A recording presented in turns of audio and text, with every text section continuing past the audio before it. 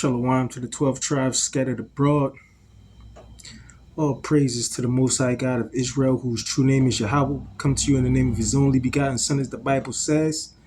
We know his name to be Yahweh Shai, and the world ignorantly calls him Jesus Christ, and the Muslims ignorantly call him Isa. Let's get into this clear separation, man, of the Torah between two lineages, two nations separated from birth. I mean, if me and my brother have a child, they're not going to be brothers.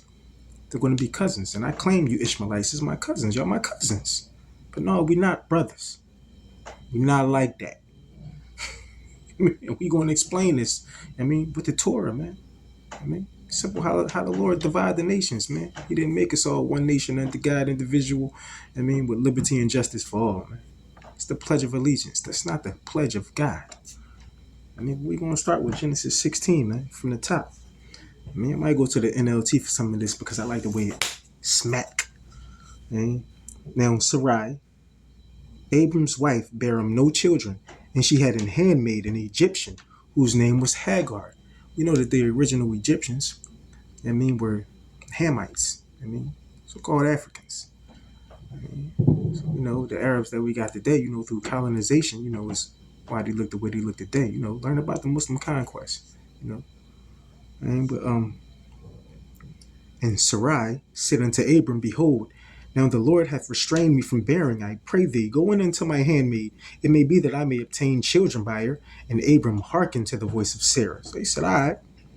And Sarah, Abram's wife, took Hagar, her maid, the Egyptian, after Abram had dwelt 10 years in the land of Canaan, and gave her to her husband Abram to be his wife. And he went and unto her, and she conceived. And when she saw that she had conceived, her mistress was despised in her eyes. So Sarah started.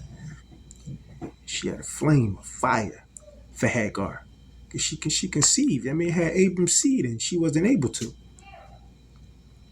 And Sarai said unto Abram, My wrong be upon thee. I have given my maid into thy bosom. And when she saw that she had conceived, I was despised in her eyes. The Lord judged between me and thee. But Abram said unto Sarai, Behold, thy maid is in thy hand. Do to her as it pleaseth thee. And when Sarai dealt hardly with her, she fled from her face. Hagar got up out of there. Abraham ain't even care about Shorty. He said, listen, I did what I did because you told me to. But listen, if you're going to have an attitude about it, do what you want with it. Like, you my baby. Like, I choose you, princess.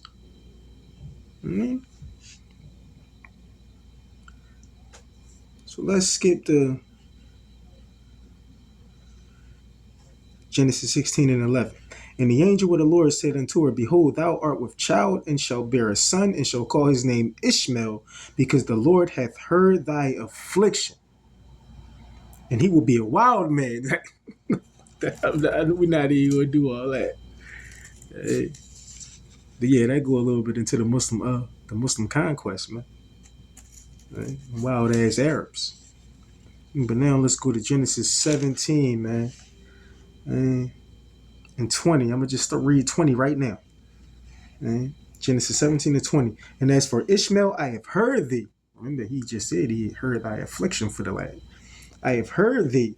Behold, I have blessed him, and will make him fruitful, and will multiply him exceedingly. 12 princes shall he beget, and I will make him a great nation. So this is Ishmael's alone.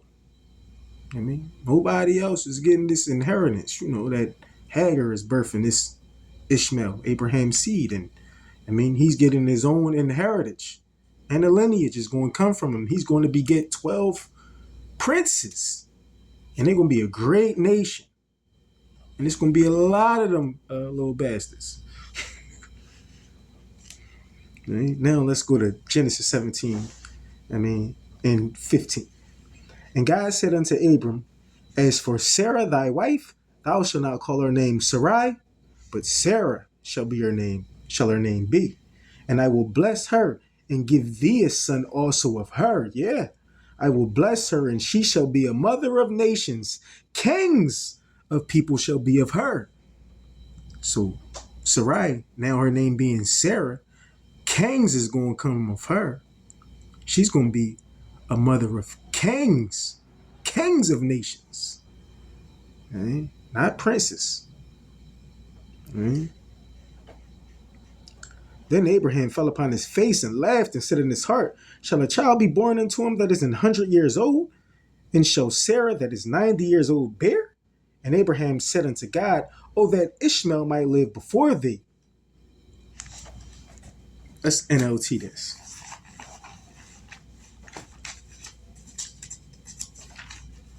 Like I said, I like how it's smacked. And this the smacker.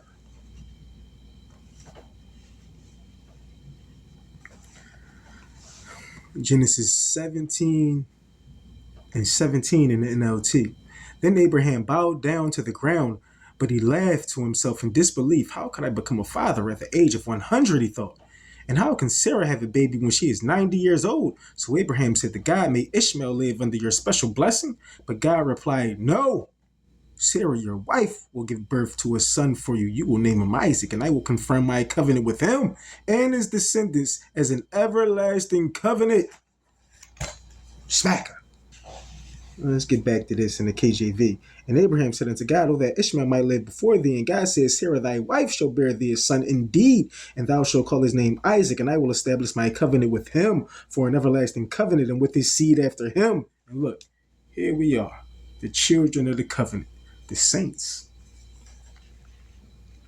And as for Ishmael, I have heard thee. Behold, I have blessed him, and will make him fruitful, and will multiply him exceedingly. 12 princes shall he beget, and I will make him a great nation. But my covenant will I establish with Isaac, which Sarah shall bear unto thee at this set time in the next year. And he left off talking with him, and God went up from Abraham. So no, not one nation altogether. And Sarah is going to have a child, and his name shall be called Isaac. And I'm going to give him a covenant. But Ishmael, I'm going to multiply him exceedingly. You're going to be princes, and I'm going to make a great nation of them. But this covenant don't got nothing to do with it. So when a Nera coming in video, a Nera coming video, episode maybe 5 or 6, we'll get into what the covenant is, what comes with the covenant. To see who fit these things as a whole nation, not individual where some people got pains and no. It's the people that's living this covenant. The do's and don'ts of the covenant and things that happen because of the do's and the don'ts of the covenant. So it's important to get into the covenant, something that matters still to this day, an everlasting covenant. So we can't do away with it. And that's not even what the Quran teaches. The Quran teaches that Allah took the covenant. When they say took the covenant, he took it to himself to hold it against the children of Israel, to uphold it. So when they keep it or they don't keep it, those things happen.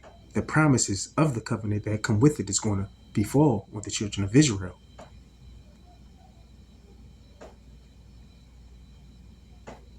That's going to come in the near coming episodes of Read It and Weep, man.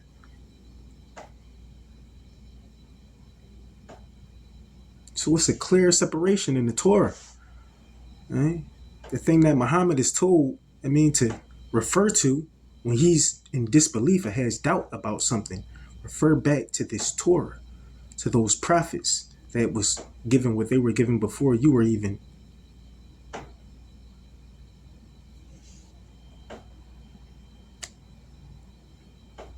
So if he was the only thing that matters and we all supposed to be under Muhammad's umbrella, he wouldn't have to refer back to those Israelite prophets.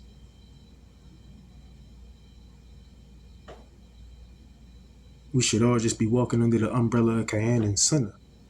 We shouldn't be worried about no Mosaic law. We shouldn't be worried about no gospel, Injil. We shouldn't be worried about no Zabur. We shouldn't be worried about the prophets.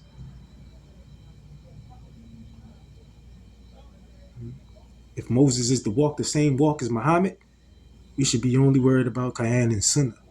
But Muhammad is told to go back to get the understanding of Moses and what those prophets had the understanding of before him, all the way to Yahweh Shah.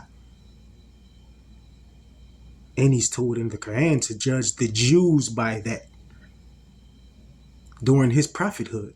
So how come during his prophethood he's not judging these Jews and these Christians with Quran and Sunnah?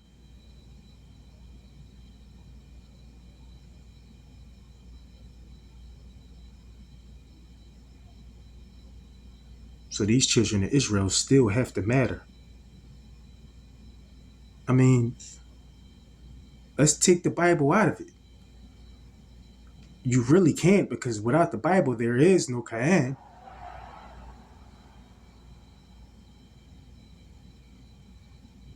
I mean, but if we're just dealing with the Quran, we can see that the understanding of the Quran is that the children of Israel still need to be following Torah.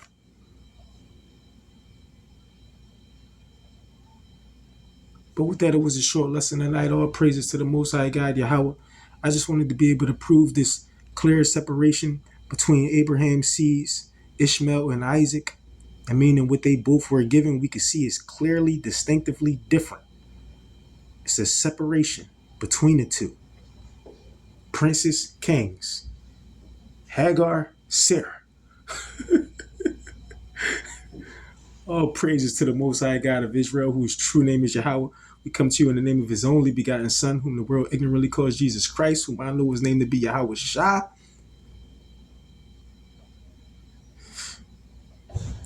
Shalom, man.